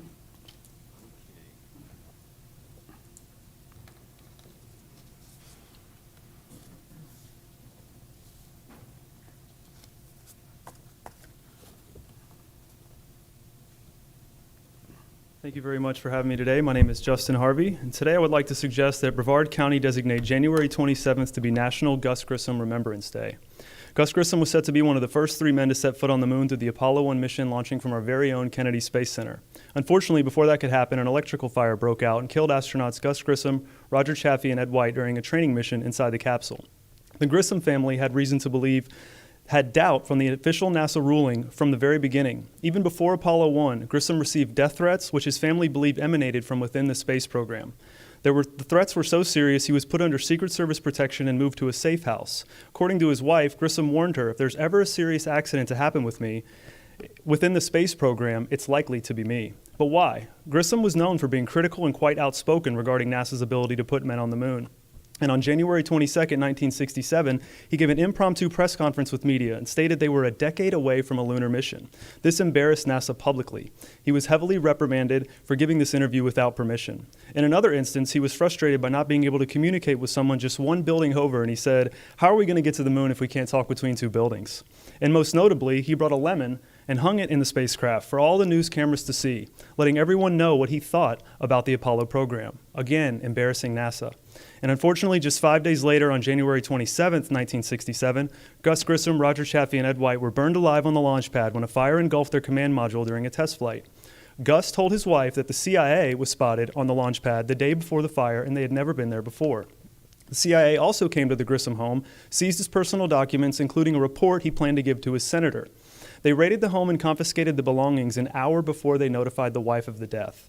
So to recap, Gus Grissom is embarrassing NASA in front of the media, calling the rocket a lemon, receiving death threats, warning that something could happen to him. Then the CIA is seen on the launch pad for the first time ever, and he's dead the following day. Ladies and gentlemen of the jury, it doesn't take a rocket scientist to see that there is foul play and a cover-up going on here. His wife and sons fought tirelessly for years to get answers surrounding his death, constantly being met with resistance. And to this day, they maintain that that fire was started deliberately. Did NASA and the CIA murder 3 astronauts and cover it up? The public deserves to know the truth. And my hope is that this day of remembrance will shed light on what really happened to these 3 men and get their families the justice they deserve. I will also be sending a formal request to the federal government to reopen this investigation, and I hope the Brevard County Commission will support me in that effort. Thank you very much for your time. Thank you. Lance Burry? Lance? No. Donna Glan-Smith? Smythe. Thank you. I'm a bit nervous because I've never done this before, but I feel I cannot be silent. As a veteran of 9 years, my son who is also serving, my father served, my father-in-law served in 3 wars and died young because of Vietnam. I believe in the American principles of fairness, equality, compassion, and humanity. However, I need some clarification when reading the thing that you did for Charlie Kirk. I wanted you to clarify possibly, I mean, maybe it's rhetorical, what beneficial impacts, what just cause, and which of his conservative principles are admirable. Because this is not the gist of what I get when I see some of the quotes that he made.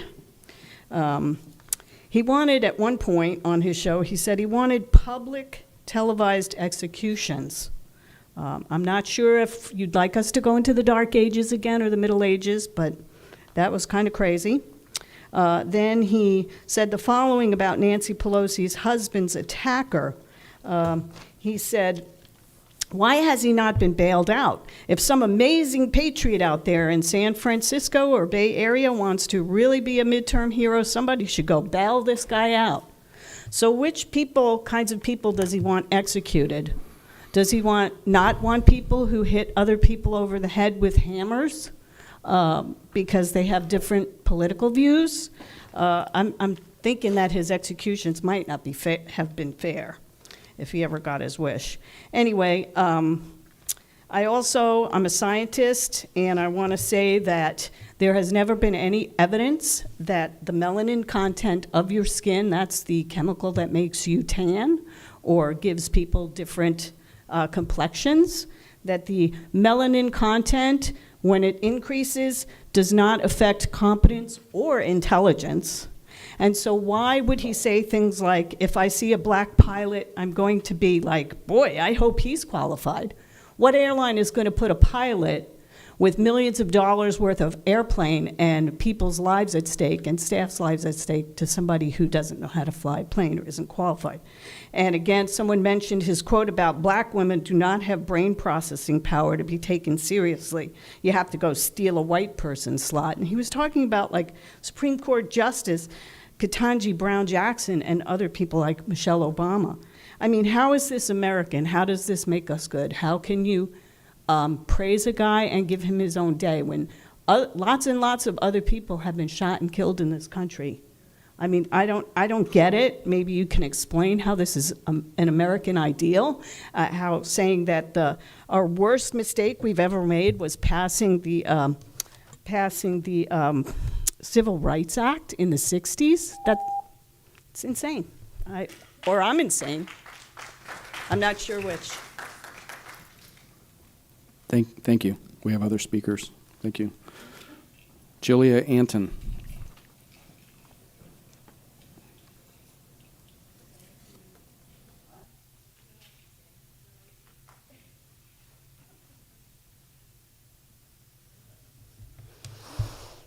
A lesson my father taught me.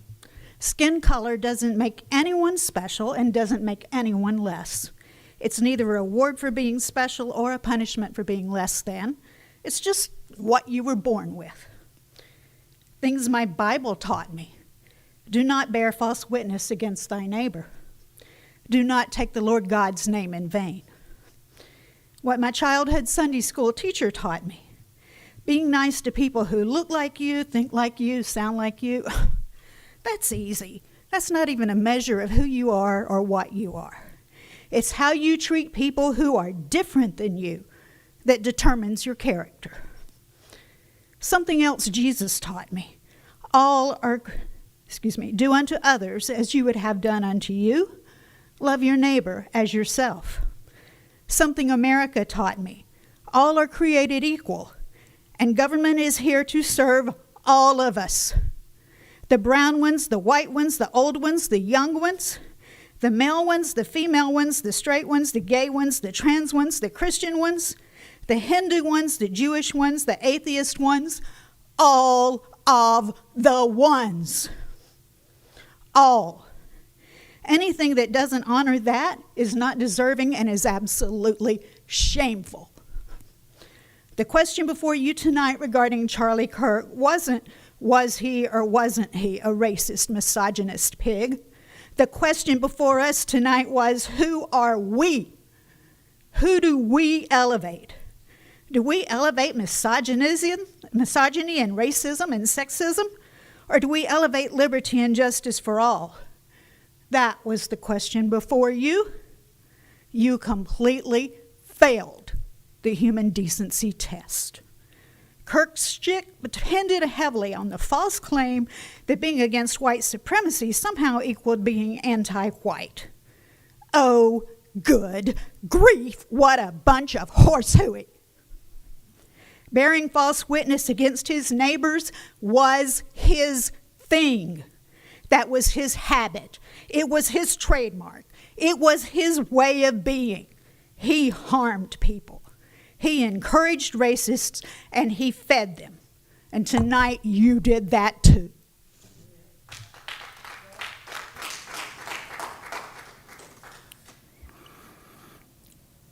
Ruth Amato. One more. Good evening. I spent my morning at the St. Johns River Water Management Board, and that is what drove me to come here tonight. I have been trying to talk with them, and at my last time there, they actually had their engineers get with Brevard County engineers, and they were discussing the flooding in North Brevard due to the extreme amount of stormwater that we take from all of South County and other South counties on the St. Johns River. From that meeting, what we learned was there's not a plan. There's not a model. They haven't even thought of us. Not even a little bit. In 2 years, we might have a model. Today, we have the data to prove this is happening. It's been proven. What we need is action. What we need is action from this board to direct staff to find a solution for the stormwater south of us so it stops destroying our land and flooding us in North Brevard. Did you know that since the rains came, we take all of the water because it bottlenecks on Lake Harney, and every single discharge station south of us has over and above discharged the state has a regulation across the line, and it has discharged excessively since then. Meaning that while the king tide stops the St. Johns River from flowing out, all of that discharge coming from all of those pumps, Tillman, Crane Creek, you name it, south of us, when all this stormwater, normal stormwater, can't flow out the St. Johns River because Astor was still flooded 2 days ago from it, it's going to bottleneck in North Brevard. What are we going to do? It takes an entire board. Like, we're just as important in North Brevard, and our homes and our values and our heritage is just as important as Central and South Brevard. And currently, right now, West Mims is its dumping ground of stormwater. We need people to come to the table and come up with solutions, viable solutions, whether it's infrastructure with different drainage to drain out in different places so it gets ahead of our drainage gets out before South County's drainage gets to us. But we can't take it all, and we're taking it all. It's costing our land. It's costing people their homes. I know people right now that can't even get down their driveways because they're coming out on a boat. And that's not going to change anytime soon. And this is a problem for Brevard County. And you guys as a whole are a board for Brevard County, and staff needs your direction to fix these things. Thank you very much. Thank you. Last card tonight, Marie Theodore Fennell. Marie? No. Is there anyone else who wanted to do a card that we missed? No? Okay. Commissioners, we're going to go on to board report. We're going to end tonight also with an employee spotlight. Mr. County Manager and board report, sir. Okay. Thank you, Mr. Chairman. Actually, I have two reports. If I'm allowed to say it, go Hoosiers. Ranked number 3 in the country. Yep. See? Make sure they had it spelled right. But seriousness, we've had a bunch of rain in the last week. I want to point out for the commissioners and the staff and the audience, we had a number of departments working on Saturday. There we go. There's our pictures. We had the utilities department out there, emergency management, communications, Road and Bridge. They're all out with, I'm sure I'm missing some others, but they're all out working Saturday with the effects of all the rain. During the week, we had departments that faced a lot of difficulty because of the rain just getting their job done. That includes the firefighters, law enforcement, parks and recreation, our bus drivers, mosquito control facilities, chasing down items, and once again, I'm sure I'm missing others. But if you look at the pictures, I want to do a very special thank you for the Road and Bridge crew. We had a washout at Mims. They were looking, I think he called it Bailey Bridge, which I'm assuming is a temporary bridge. Couldn't find one in time, so the Road and Bridge crew got together, and I'm calling it a temporary bridge, but you can see the efforts that they went out there, and they did it in about 5 hours, and they got stranded people back connected into the road system. So just want to say to everybody, I couldn't be more proud to be associated with all our employees and all the actions they took over the weekend and through the week. And I thank them very much for everything they did this weekend. I know we join you in that, Jim. Mr. County Attorney. No report, Mr. Chair. Commissioner Delaney. Yes, I have a report. Logan, if you wouldn't mind, thank you. I wanted to give a shout out to our fire rescue. They put on this event for basically new technology and procedures and things like that in regard to EMS. And it was so professionally done, so informative, and had really cool information. I learned a few things, which I was happy to do. And, because all of us, I'm sure a lot of people, they, get CPR training and things like that so you can help your neighbor. And there was just some really incredible information that was there. It was an all-day event. I only could stay for the first half, but it was still incredible. So I just wanted to give them a shout out. And then if you'd go to my next one. Also, over the weekend on Saturday, we finally had our ribbon cutting for the Valiant Air Command event space. And it was a very well-attended ribbon cutting. There were many veteran families, staff, volunteers, community leaders. It was a great event, and they're actually hosting their first event, I believe, this weekend. So they're going. So if you're in North Brevard or really anywhere, and you want to have an event space that's going to be beautiful, air conditioned, heated, the rare occasion that we actually need heat, we finally have a substantial venue in North Brevard, and so I just wanted to highlight them. And if we could go to the next one, please. So, flooding. We had a massive amounts of flooding. And just because our county manager brought up the, I think our public works director called it a blowout, not a washout. I have a video that I'll just play into the microphone that was the water. I don't know if people can hear that, but it was incredible. And I am so thankful for our public works staff for just jumping in right away, for working overtime. I mean, we had people with water in their homes in North Brevard. We had water all over the place, just I'm sure as much as you guys did as well down in the south end of the county. That picture on the left, that's 6 Mile Creek, I believe. And that area, just a couple months ago, I was able to actually park my car there. And that's the ditch that's over there is what leads out from Mims to the St. John's. And it's probably a good 15, 20 feet deep in that picture. And so what one of our public commenters mentioned earlier, this is a real thing that we're experiencing in North Brevard, and I know that throughout the whole county we're experiencing some flooding.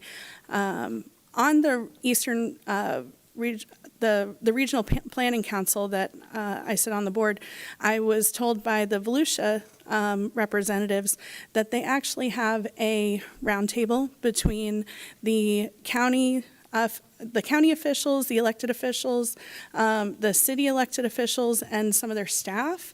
And it's basically a roundtable so that they can coordinate with flooding efforts and stormwater efforts. And I don't know if that's something that we could look into to maybe see how we can plan with our neighbors to try to bring forward some common sense planning initiatives, stormwater initiatives, things that, I know that our restrictions in the county are usually a little bit more severe than in cities as far as building goes. And maybe we can have a roundtable with them and explain to them what's going on and what we're experiencing, because if they're building to a different standard, that results in more flooding for us to deal with. That's not, being a good neighbor. I know that we can't force them to do anything, and this would have to be a collaborative effort, of course. But I just wanted to put this on everybody's radar, and this is something that's not going to go away. It's only going to get worse. We're seeing 100-year storms, 3 or 4 of them in a year, maybe even more sometimes. I think that I've seen 3 so far since I've been in office. Will you go to the next one for us, Logan? And the next one. And the next one. So I just, again, I said it first, but I just wanted to highlight our public works staff again. They as soon as it was clear, they were out there, they were digging ditches so that some of the water could get flowing again, and filling in this massive blowout was just incredible. I was so thankful for them. If we could go to the next one, please. All right, that's it. Oh, and the one last thing I wanted to bring up was, I didn't know if, so our planning and zoning board, they asked if we would either join the lawsuit or possibly write a letter. And so I heard the board say that they're not ready to move on the lawsuit, but I didn't know if there was any support for writing a letter to just share our heart with the legislature about how we feel in regard to home rule and SB 180's effect on that, and maybe that could be something that we could share with them. Is that something that we could do? It's my opinion that we should meet with our legislators individually and discuss that. I don't know that a letter on this at this time, when they're considering the issue, is the right way to go. That's my opinion, but I think we should I talk to legislators all the time, and I think we should do that. That's what I think is the most meaningful. But I'm sitting here with 2 former members. Maybe they can weigh in on that as well. Or not. I would just like to say that I've had a lot of conversation with our state representatives, and they are all, the ones I've spoken to are all on board about fixing it. So I don't want to upset somebody by sending a letter when they've already told me to my face that they're working on it. Is that just in regard to the area of critical state concern, or is it the home rule issue in general? The home rule, it's all of it. Okay. Because I've heard the opposite, so that's why I'm wondering. I'll tell you that I think we ought to wait until we see a bill.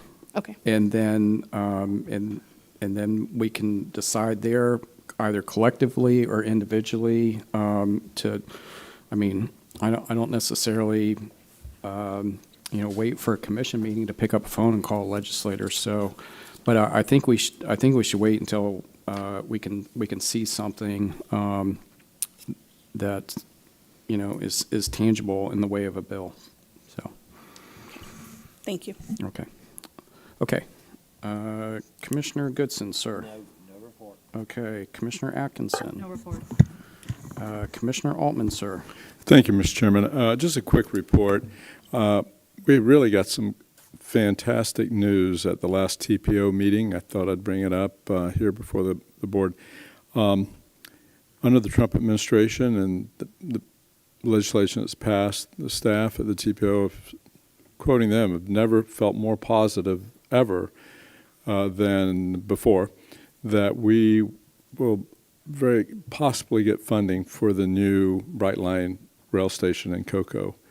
I'm extremely excited about that. That's a huge game changer for Brevard County and all of East Central Florida, and I hope that we can do whatever's necessary to help make that happen. And they mentioned specifically federal. Yes. The federal grant. I think that they've been applying for a federal grant. Yeah, and the amount of money that was in the federal budget to support rail, and the Trump administration seems to be very, very supportive of what we're doing. So there's some positive news there. And I don't have more information, but I'm sure we can get it from the It's TPO. a new grant as well. So the other one's sunset, and this one's a new one that is coming from the Trump administration. So that was great. All right. Commissioners, we're going to finish up with, we've done this several meetings. Our latest recruitment and employee spotlight video produced by Space Coast Government Television features Misty Shira from Planning and Development. My name is Misty Shira. I am a special projects coordinator and I've been working with the county for 7 years now. Planning and development in our department, we're helping the community. So whether you're a homeowner, a contractor, a developer trying to develop land, we're going to help to make sure our community is safe and to make sure our buildings are being inspected. Being a county employee, you are never stuck in one position. I started as a certification specialist 1 in the planning and development department. I did not have county public experience, so I joined the contractor licensing team, grew from there into a certification specialist 2 and eventually a 3, and grew in that role to get promoted to a department supervisor in that section. It's very typical of the county for advancement opportunities to be a part of that succession planning. We have to grow in our team, inspire them to grow, focus on their individual development plans. We're going to guide them to go through those employee development programs. I think there's nothing but room for advancement for my growth here at the county. Coming here has offered me nothing but endless benefits, support, stability. Coming from the private sector, there were times where I didn't have a lot of benefits. I didn't have health care. And with a young family, it was really important to me to come to the county and seek the benefits that are offered here to us. I have nothing but support through medical care, vision, dental, everything that I wasn't afforded in the private industry. The tuition reimbursement program is one of the benefits the county offers us that I am a champion for. I am a lifelong learner, but I decided late in life what I wanted to be when I grow up, and it was kind of the county that helped me figure that out along the way. I decided I wanted to go back to school. So I became a student at Eastern Florida State College and achieved my associate's degree in 2023. I've really learned through this role that I want to continue that education. So even today, I have just started my bachelor's journey with Eastern Florida, and I'm going for a bachelor's in public administration. So if I were to suggest for someone to come here and to apply for the county, I would tell them to come to one of our job fairs. So you can talk to the staff and really learn about the roles of our jobs, and then we can walk them right through applying while they're here on the spot. The county's always hiring. I think that's always a misconception, is you don't have to wait for those job fairs. Feel free to look at the county website. We are in need of so much help to help our community. Are you interested in a job like this? Apply today at www.brevardfl.gov. Very good. Yeah. Nicely done. Nicely done. Sir? Is that it? That's it. Thank you, everyone. Have a good night. The opinions expressed by any member of the public during any period of public comment do not necessarily reflect the views or opinions of the Board of County Commissioners of Brevard County, Florida, Space Coast Government Television, or the program sponsor, and are solely those of the presenter. The Board of County Commissioners of Brevard County, Florida, Space Coast Government Television, and the program sponsor hereby expressly disclaim any and all responsibility or liability for any defamatory or slanderous statements expressed by any member of the public during any such period.